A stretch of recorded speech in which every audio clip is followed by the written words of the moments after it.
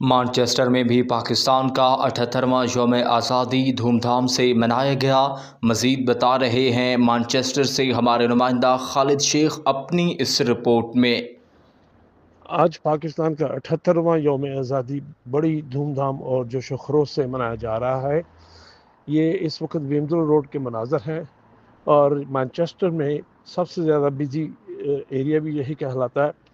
یہاں پہ پاکستانی ہر سال ہزاروں کی تعداد میں اکٹھے ہو کے یوم آزادی بڑے ذوق شوق سے اور بہت زیادہ جشن اور جوش و خروش سے مناتے ہیں۔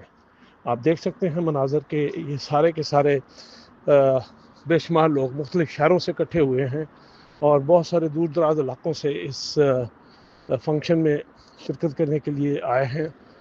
اس کے ساتھ ساتھ آپ کو میں یہ بھی بتاتا چلوں کہ یہ بہت بڑا ایک اجتماع تو ہے لیکن بہت زیادہ بے ہنگم بھی ہے۔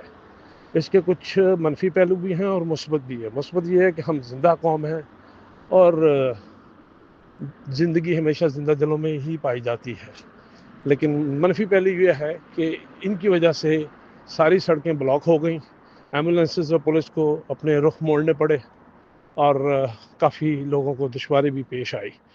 لیکن بہرحال خوشی کا ایک موقع ہے۔